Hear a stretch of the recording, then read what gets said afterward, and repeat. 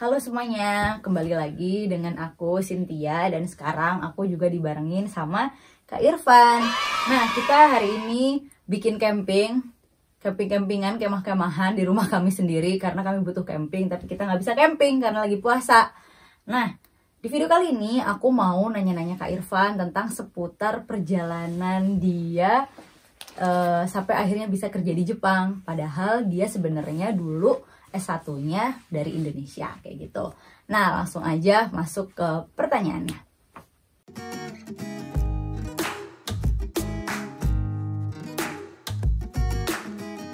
Oke, sebelum kita masuk ke pertanyaannya, kita minta Kak Irfan dulu ngenalin dirinya kayak gitu ya. Silahkan Kak Irfan, perkenalkan diri.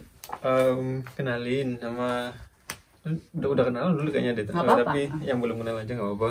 Nama aku Irfan. Gue asal Malang. Sekarang gue tinggal di Tokyo kurang lebih sekitar 5 tahun. Mulai tahun 2016 akhir sampai 2021 ini ya. Singkat aja, gue lulusan Brawijaya, jurusan informatika, dan sekarang gue kerja sebagai software engineer di sini, di Tokyo sini. Oke, itu aja. Ya, jadi Kak Irfan ini dulunya S1-nya di Universitas Brawijaya, terus kemudian lulus kuliah langsung kerja di Jepang, Irfan ya? Langsung kerja di Jepang dan jadi seorang software engineer, software developer, programmer, aku nggak tahu bedanya, pokoknya itu dia kerja jadi software developer di salah satu perusahaan ERP di Jepang kayak gitu. Nah, kita sekarang pengen tahu nih gimana sih perjalanan Kak Irfan gitu, kok bisa S1-nya di Indonesia tapi kemudian bisa kerja di Jepang gitu. Itu gimana, coba bisa tolong ceritain nggak Kak dari awal gimana gitu caranya gitu, dan juga kenapa sih gitu, mungkin gimana dulu deh. Waktu itu waktu kuliah semester, kalau nggak salah, kalau nggak lupa ya semester 6, semester akhir-akhiran gitu, sempat dikenalin temen ikut namanya join, namanya programnya ISEC. Yang mana program itu memungkinkan kita untuk bisa magang di luar negeri, di mana aja, nggak mesti harus di Jepang, bisa di Malaysia, di Singapura, ada di Australia, macam-macam, di seluruh dunia selama terhubung sama koneksinya si ISEC ini. Magang ya ini ya? Ini ya programnya magang. Bukan kerja kan, magang. Magang. Jadi waktu itu gue sebagai semester orang yang kuliah semester akhir di UB itu benar-benar sangat galau banget untuk menentukan masa depan. Karena kenapa? Karena kuliah di Malang, yang notabene nggak tahu mau kerja di mana. Yang mana sendiri nanti di Malang itu tidak terlalu banyak perusahaan-perusahaan IT yang yang bisa kita masukin, yang bisa kita berkontribusi di sana. Nah, karena kendala itu, waktu itu kan ya, waktu aku masih belum tahu IT di Jakarta, perusahaan di Jakarta masih ngeblank lah sebenarnya lah. Nah, kebetulan ada temen yang bilang kalau misalkan di lewat ISEC ini kita bisa magang di luar negeri. Magang, kan cuma magang, nggak kerja, tapi ya udahlah, siapa tahu aku bisa dapat kesempatan keluar negeri, nggak mesti harus bekerja di sana, yang penting bisa keluar negeri dulu, cari experience di sana gitu. Nah, oke lah, waktu itu daftar lewat ISEC, kontak temanku, terus aku disambungin sama si yang punya program, si panitianya itu. Pertama aku di interview bahasa Inggris normal sama si ISEC-nya Brawijaya waktu itu. Oh, itu udah masuk ke stepnya ya? Oh iya. Stepnya, ntar dulu. Bentar. Jadi memang dari awal tuh sebenarnya Kak Irfan memang nggak kepikiran ya kerja. Jadi memang awalnya itu dari magang berarti ya? Jadi sebenarnya awalnya emang nggak kepikiran sama sekali untuk kesempatan full time itu out of mind gitu. Nah, yang penting magang, terus ya udah, entah itu bisa full time atau enggak itu urusan nanti karena nah itu. Oke, jadi dari magang itu BTW teman anak Brawijaya juga apa dari kampus lain? Temen satu kelas juga, Brawijaya. Oh, Brawijaya juga. Oke, jadi mungkin kalau yang belum tahu ya, jadi ISEC ini tuh dia tuh kayak apa namanya, kayak organisasi internasional gitu nggak sih Kak Irfan? Kayak semacam organisasi internasional yang menaungi apa ya? Biasanya itu dia menaungi bukan pertukaran pelajar, apa namanya? Volunteer, pertukaran volunteer tiap negara. Misalkan aku pengen volunteer di Myanmar atau nggak pengen volunteer di Jepang. Itu salah satu program besar dia. Nah, di luar dari volunteer itu ada namanya itu magang, internship. Iya. Itu masing-masing di ISEC di masing-masing negara itu mencari perusahaan-perusahaan yang membutuhkan internship dari negara lain untuk apa namanya, mungkin memajukan startup di sana melalui programnya itu. I see. Jadi apa namanya, kalau misalnya aku mau ngasih tahu juga ke teman-teman, jadi memang ISEC itu kayak apa ya, kayak organisasi yang ada di seluruh kampus-kampus yang ada di dunia gitu, dan salah satunya ada di Brawijaya. Aku juga sebenarnya juga nggak tahu sih apa namanya programnya beneran tuh kayak gimana, tapi seperti yang Kak Irfan bilang tadi, ada dua program yang terkenal dari ISEC, yang satunya itu yang program volunteer atau kayak apa sih, jadi host-host gitu, itu nggak sih, aku nggak paham sih. Kayak bantu-bantu misalkan apa namanya, teaching English di Bangladesh. Ya, kayak gitu-gitu deh pokoknya. Di jadi Jepang Thailand, juga gitu. bahkan ya. Di Jepang juga bahkan. Dan juga sama ada program yang namanya Global Internship. Jadi program Global Internship inilah yang diikuti sama Kak Irfan gitu kan ya.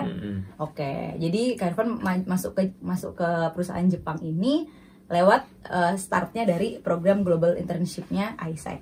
Nah, oke, sekarang lanjut lagi nih. Nah, terus gimana nih Kak caranya biar kita bisa ikut program Global Internship-nya ISEC ini tadi? Dan juga ini jadi Kakak coba deh ceritain dulu deh.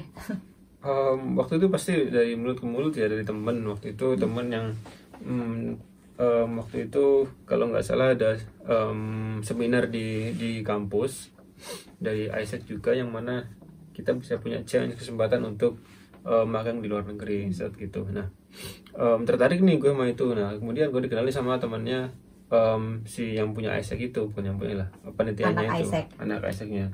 Nah, itu nama organisasi, staffnya ISEC lah ibaratnya. Staffnya itu staffnya juga masih mahasiswa, bukan yang staff mana gimana. Nah, terus apa namanya, habis itu dia tahu kalau misalkan waktu tahun 2015 kalau nggak salah, itu lagi dibutuhin banget yang namanya orang-orang lulusan IT untuk magang di luar negeri. Lagi apa kasarnya, lagi mungkin booming lah kasarnya. Lagi zaman booming tech startup gitu nggak sih saat itu kayaknya. Dan waktu itu kemudian kenapa nggak nyoba aja itu. Nah, setelah itu aku kontak dianya, terus habis itu kita interview normal ya, pakai bahasa Inggris. Bahasa Inggrisnya bahasa Inggris. Habis itu aku lolos di tahap itu interviewnya. Setelah lolos, nanti aku bakalan dikasih akun untuk masuk ke websitenya si ISEC-nya itu. Oke, bentar. Jadi Kak Irfan tuh langkah pertama nemuin orang ISEC, di interview sama seleksi orang ISEC itu sendiri. Interview tentang kemampuan bahasa Inggris. Dari situ baru kemudian Kak Irfan dapat apa itu maksudnya? Saya agak lupa sebenarnya, tapi seingat saya setelah saya interview itu saya dapat sebuah akun untuk bisa masuk ke sebuah situs ISEC-nya itu, yang mana di sana itu digunakan untuk mencari opportunity-nya itu. Jadi kayak job listingnya gitu ya, kayak apa sih, list perusahaan mana aja yang bisa kakak daftarin gitu ya di program Global Internship. Jadi kita bakal masuk ke sana. Kita sebenarnya sama kayak nggak kayak LinkedIn juga sih, kayak job street-nya mungkin lah, job street-nya versi internship gitu. Ada ya kayak gitu lah. BTW itu bisa nggak aku tiba-tiba lihat itu? Nggak bisa? Setahu nggak bisa. Soalnya di sana bakal ada fitur untuk apply. Jadi harus ada login dari ISEC-nya sendiri gitu berarti? Seingatku itu. Ada aksesnya? Itu, gitu, paham. Ya. Nah, kemudian tinggal cari di sana matching pekerjaan apa yang cocok buat teman-teman. Nanti setelah itu sudah matching, baru kita bisa apply di sana. Waktu itu aku masih ingat, aku tuh apply di cuman kalau nggak salah cuma tiga atau enggak 4 negara dari sekian banyak negara Asia. Global ya, seluruh dunia ya, nggak cuma Jepang aja berarti saat itu. Listnya global. Waktu Terus? itu aku daftar Jepang, Malaysia, Singapura sama Australia kalau nggak salah. Australia. Itu empat-empatnya. 4 negara itu daftar. Terus itu asal random pilih aja gitu kan ya? Sebenarnya sih ya Menyesuaikan sama apa? Ada apa di situ gitu? pasti ada job requirement pasti, terus ada gaji, ada ini yang paling penting apa namanya, Dapat gaji ya? iya dapat gaji juga, ada gaji juga nanti. Itu yang paling penting apa namanya, berapa lama internshipnya. Ada yang dimulai cuman 1 bulan, ada yang 3 bulan, ada yang 6 bulan. Kalau Kak Irfan sendiri ambil yang? Nah, dulu itu entah kenapa aku ambil yang 6 bulan. Ambil yang 6 bulan. Karena kebanyakan waktu di Jepang itu rata-rata emang 6 bulan untuk orang IT. Oke. Jadi waktu itu Kak Irfan ikut ibaratnya apply di kira-kira berapa perusahaan tuh dari 4 negara? Itu banyak sudah paling. Udah kirim aja segala. Itu apa aja tuh yang diminta di situ? Informasi apa aja yang diminta? Ya pasti CV, terus kemudian isi form gitu kali. udah seperti itu aja sih, kayak CV kayak kita normal ngelamar kerja itu aja. Oh iya. Normalnya kayak gitu. Cuman ini versi internshipnya aja. Paham. Oke, jadi naruh CV, terus kemudian dari situlah baru dapat panggilan gitu ya? Panggilan untuk interview atau enggak untuk apalah dari perusahaannya itu bakalan interview kalau misalkan tertarik sama kita. Dan total dari entah berapa puluh yang Kak Irfan kirim, puluh apa sampai ratus? Tapi aku mungkin agak skip ini. Jadi setelah apa namanya, kita apply misalkan kita di Jepang gitu. Nah nanti sebelum kita interview, misalkan ada perusahaan A yang tertarik gitu di Jepang. Nah nanti sebelum si perusahaan itu menginterview kita bakal diinterview oleh ISEC organizer di Jepang ini.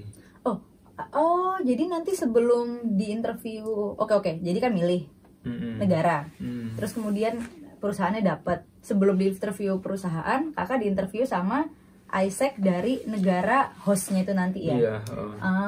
Kemudian setelah itu diputuskan oke apa enggak untuk interview di perusahaan itu. Nah kebanyakan sih oke aja sih, nggak terlalu. Total berapa perusahaan Kak yang akhirnya sampai tahap interview, yang invite buat interview? Waktu itu 2. Cuma 2? Dari banyak itu yang gua Apa apply. aja? Perusahaan mana aja? Jepang semua? Perusahaan kalau sampai interview teknikal perusahaan Jepang. Perusahaan Jepang aja. Kalau yang ada lagi waktu itu perusahaan di Malaysia waktu itu, entah kenapa aku agak lupa sebenarnya. kamu bikin di YouTube itu nggak sih? Iya. aku lupa pokoknya dia nggak terusin aku di sana, nggak terusin yang di situ. Dapatnya di Jepang. Jadi ibaratnya fokus. Kenapa di Jepang tuh karena memang dapatnya di Jepang gitu. Ya, itu juga sih sebenarnya. Oke. Nah, terus kemudian dari situ dipanggil sama perusahaannya nih. Udah dari interview ISEC Jepang, interview perusahaannya. Nah, di interview perusahaannya itu ada apa aja Kak Irfan? Yang pasti nanti interview sama kalau aku jurusanku IT kan ya. Waktu itu aku ngelamar sebagai programmer. Pasti saat interview ditanya tentang technical programming. Nah itu ya waktu itu dites masalah coding untuk menyelesaikan sebuah masalah seperti itu. Ada tes codingnya juga. Jadi bukan interview ngomong aja ya, tapi juga ada tes coding. Tes codingnya itu gimana Kak Irfan? Susah atau gimana? Basic menurutku ya, kalau misalkan masih interview itu nggak terlalu yang gimana sih. Interview codingan itu nggak terlalu yang sesusah associate atau nggak daftar beginner gitu. Daftar full time. Karena kenapa? Karena kita waktu di internship itu bahkan di expect untuk masih belajar lagi, bukan untuk perform apa namanya dengan deadline target tertentu. Kita dituntut belajar dan membantu apa yang kita apa namanya bisa untuk kerjakan nanti di sana. Intinya belajar di internship itu masih. I see, paham. Tapi untuk tes codingnya juga dia ngesyaratin tertentu nggak? Aku nggak tahu sih model tes coding itu kayak gimana. Basically itu tergantung per company ya, tapi kalau di companyku itu nggak scope-nya nggak terbatas sama satu programming apa aja. Yang penting bisa nyelesain masalah itu, kemudian mereka oke, ya udah. Itu masalahnya masalah codingan kan?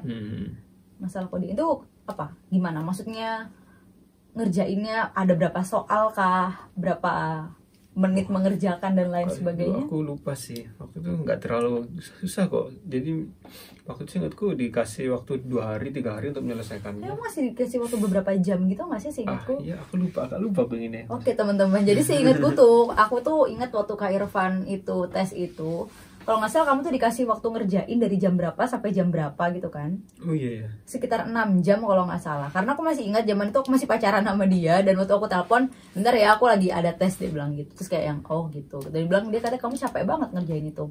Ya nggak sih, ada 30 soal atau nggak gimana gitu? Iya kayak gitu. Tapi dari situ kamu lolos gitu kan ya? Habis itu udah ada tes lagi nggak? Udah langsung dapat offer? Apa gitu? Kalau sudah tes itu rata-rata waktu itu case-ku ya, apa namanya itu langsung interview bentar sama ya interview HR gitulah, kalau misalkan what is your advantages and then disadvantage, your pros future and cons, plan, and then future plan, and why Japan. Why Japan? Ya, itu pertanyaan kayak gitu-gitu. Tinggal jawab aja nanti. Kalau misalnya udah oke semuanya, ya tinggal mereka bakal ngasih offer kita. Oke, jadi tadi di perusahaannya, kalau aku boleh summary, ada interview technical sama orang usernya berarti, terus tes codingan, sama interview sama HR, dan kemudian dapat ya akhirnya offer. Oke, jadi gitu teman-teman, Kak Irfan awalnya itu berawal dari magang kayak gitu. Nah, terus habis ini nih, kan magang nih cumaan. Oke lah, kita skip lah semua gimana Kak Irfan akhirnya bisa dipanggil visa-visa, itu yang ngurus siapa by the way? Itu semuanya Isaac dan perusahaannya, Isaac Jepang dan perusahaan di sini. Oh, Isaac yang ngerjain ya?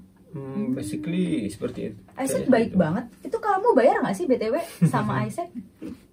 Itu perusahaan yang bakal bayar Isaac gitu. Perusahaan yang bakal bayar Isaac, tapi kamu bayar nggak? Kamu sendiri? Enggak, free. Sama sekali? Oh iya, cuman waktu itu ketika sudah diterima, fix keterima, itu saya harus bayar kalau nggak salah 3,5 juta. Bayar 3,5 juta ke Isaac di Indonesia. Isaac Universitas Brawijaya ya? Untuk pendaftaran apalah, ini untuk administrasi lah mungkin. Ya menurutku itu nggak terlalu. Nggak mahal lah, maksudnya dia ngurusin sampai segitunya kan? Itu Isaac Indonesia. Kalau Isaac di Jepang yang bayar perusahaan. Oh, Isaac Indonesia yang bayar Kak. Paham. Ini yang di sini beda. Oke. BTW untuk Isaac ini tadi mau bener-bener di seluruh dunia ya, emang ada Isaac. Kayak di kampusku juga sekarang di Rikyo University itu juga ada Isaac ya Kak Irfan. Dulu kamu Isaacnya Isaac apa? Isaac di sini ya? Isaac tanya. Universitas Aoyama Gakuin. Oh, memang emang Aoyama Gakuin University Isaac-nya ya gitu ya. Paham. Nah, oke, itu perjalanan magang Kak Irfan ya. Nah, terus kemudian Kak Irfan, kamu kok bisa terus kemudian jadi full time juga kan kerja di sini? Di perusahaan yang sama kah atau gimana? Itu saat itu? Jadi kalau jawaban langsungnya finalnya ya pasti perusahaan yang sama. Kalau ditanya perjalanan gimana caranya jadi dari internship ke full time.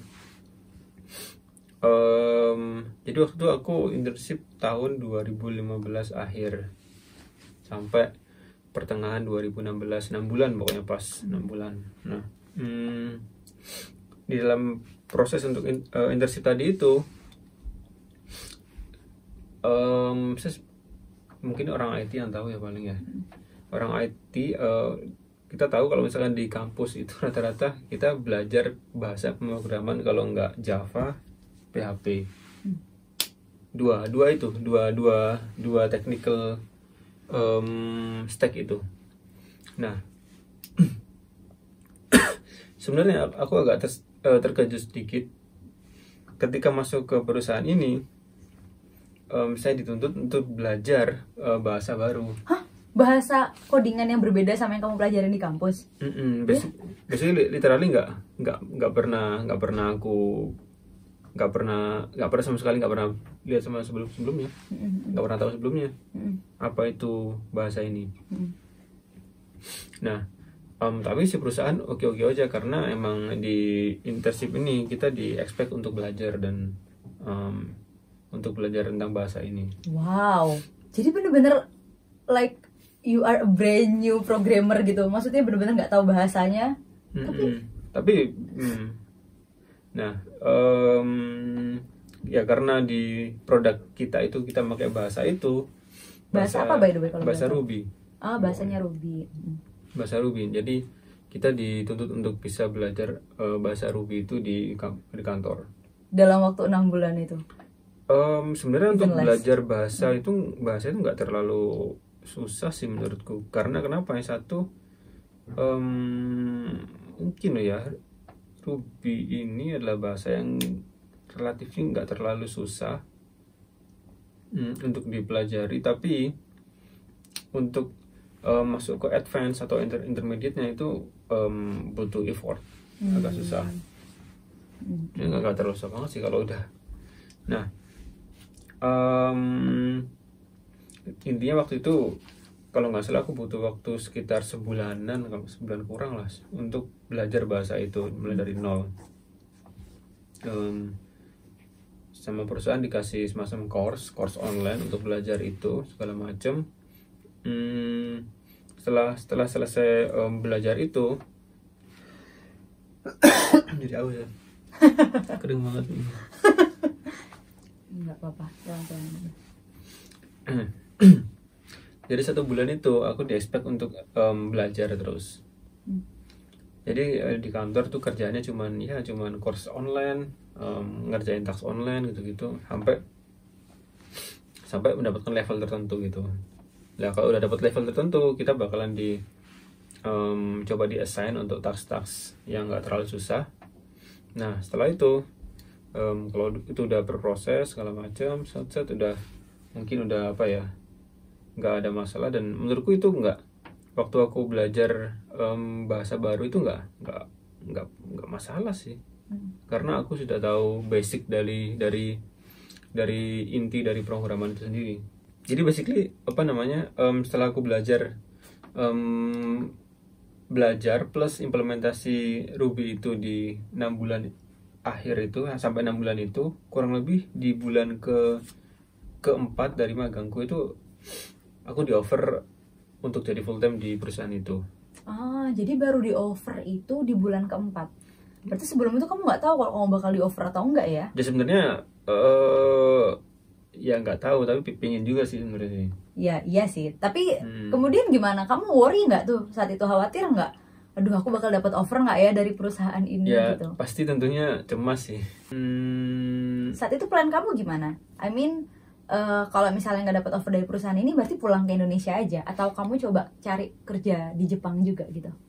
Kalau waktu itu karena visaku itu masih internship ya, jadi untuk cari kerja di Jepang itu agak susah karena satu, aku nggak bisa bahasa Jepang. Oh iya bener. Saat itu nggak pakai bahasa Jepang ya? Oh iya bener, keskip juga jadinya. Nggak apa-apa. Jadi di perusahaanku ini rata-rata dulu, kenapa perusahaanku itu mau menerima aku sebagai sebagai orang yang nggak bisa bahasa Jepang kan? Yang kita tahu kalau misalkan di Jepang itu hampir semua company itu enggak sih, semua komunitasnya pakai bahasa Jepang. Ya kan, kita tahu sendiri kan, kayak hampir kayak di Indonesia, tapi mungkin lebih parah di sini ya. Lebih parah sini deh kayaknya, lebih cinta sama bahasa Jepang ya. Terus?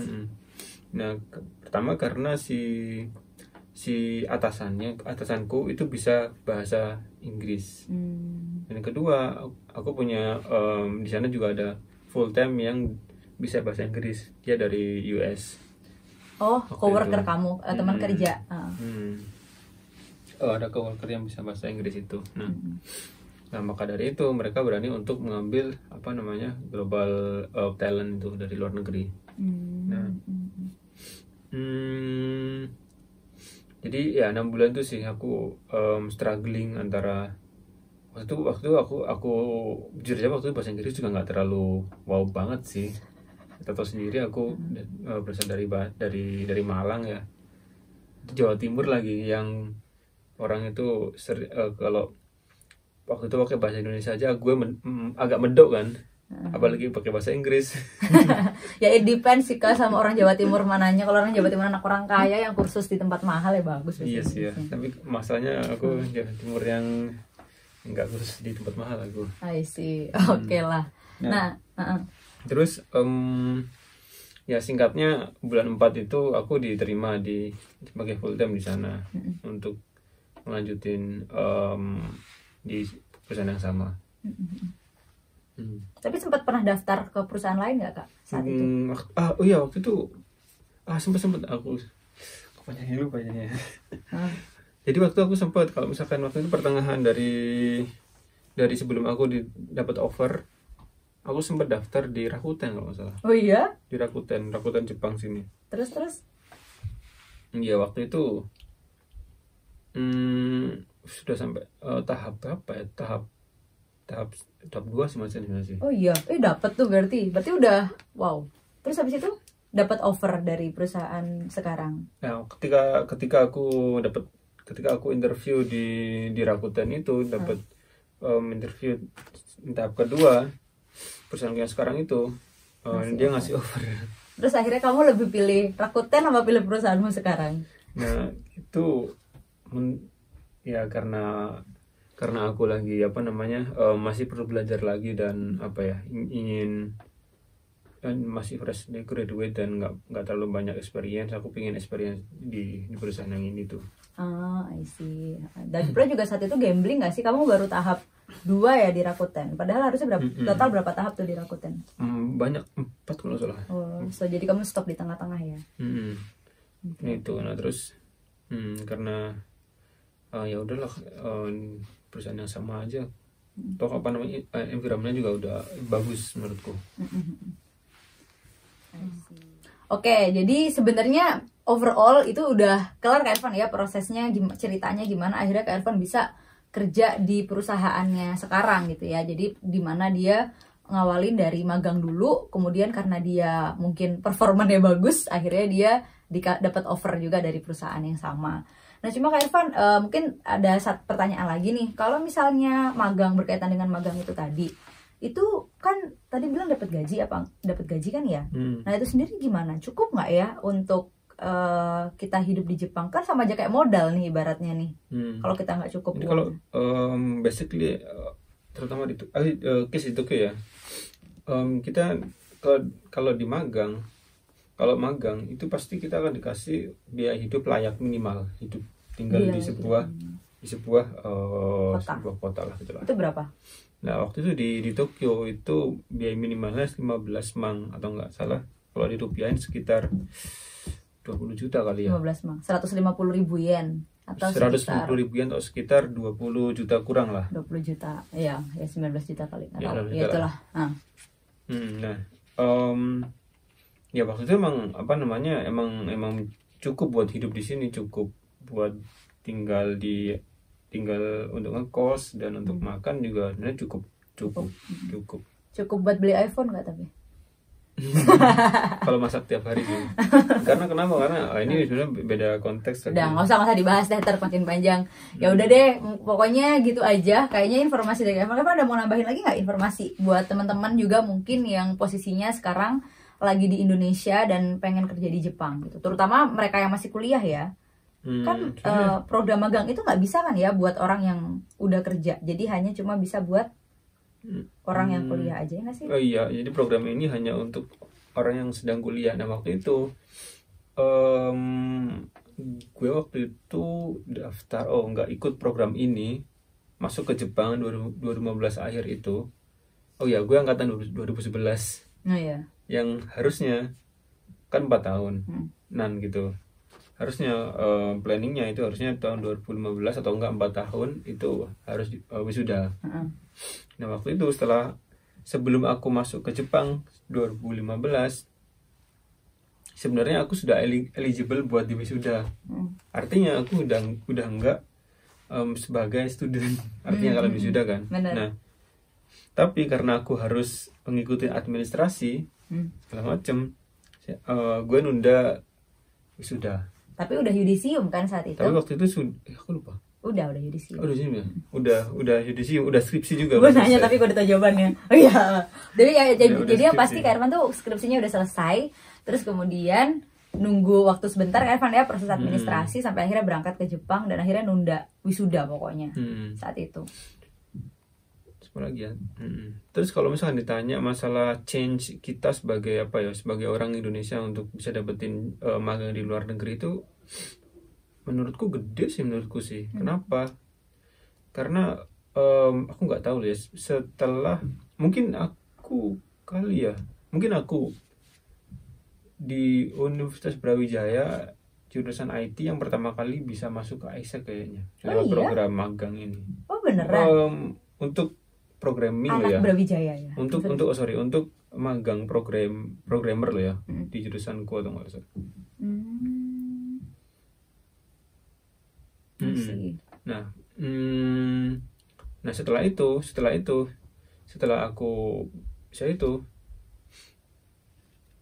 kalau nggak salah sekitar 2 tahun yang lalu gue ketemu sama orang Indonesia juga. Dia berasal dari, dan terkejutnya dia juga berasal dari UB dan pakai program yang sama dan jurusan yang sama juga, dan itu adalah adik tingkatku sendiri. Nah itu artinya kenapa itu sebenarnya UB itu nggak terlalu nggak kalah juga sama ITB atau UI gitu. Nah kenapa di sini juga kita punya chance yang sama asal kita mau berusaha dan komit. Itu sih banyak kok di sini anak UB yang dapat magang sebenarnya. Iya benar. Ya, di teman masjid kita juga ada satu program juga sama kayak magang habis itu dapat full offering full time itu banyak banget di sini. Jadi rata-rata kayaknya kalau selama kamu performanya bagus ketika magang ya bisa banget lah ya dapat full time itu tadi. Tuh. Oke. Dan kebanyakan dapat kebanyakan. Tergantung sih. Tergantung nggak mesti juga sih, nggak mesti. Kalau misalnya lagi nggak ada slot kosong juga nggak bisa kan. Sebenarnya ada juga waktu itu kalau nggak salah waktu aku lagi full time itu ada orang AIESEC juga bukan AIESEC, ada kandidat AIESEC juga dari Kanada waktu itu 6 bulan juga dia di kantor kamu. Tapi karena dia kurang begitu perform, nggak dilanjutin sama kantor. Oh iya, nggak di offer. Wow gila, yang di Kanada nggak diterima, yang diterima orang Indonesia gitu ya. Kamu kan yang diterima.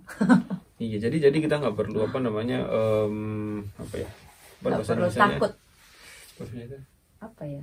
Nggak perlu gentar. Malu apa? Apa malu? Tak gentar apaan? Jadi kita nggak perlu harus malu. Kita berasal dari mana? Kita punya chance yang sama. So, benar, kita gak boleh malu, kita punya chance yang sama. Jadi buat kamu yang juga mungkin berniat ke Jepang, yang kamu masih sekolah atau enggak, kalau kamu udah kerja aku nggak tahu ya gimana prosesnya. Jadi ini ceritanya adalah Kak Irfan yang dari mahasiswa start dari internship sampai akhirnya keterima di perusahaan Jepang, dan sekarang udah 5 tahun udah punya experience di as a software developer in one of ERP company in Japan, right? Oke, thank you semuanya yang udah mau dengerin. Makasih banyak Kak Irfan, udah mau berbagi sama kita semua. Semoga bermanfaat juga buat kalian semua. Dadah. Masih. Dadah Kak Irfan sih. Bye bye.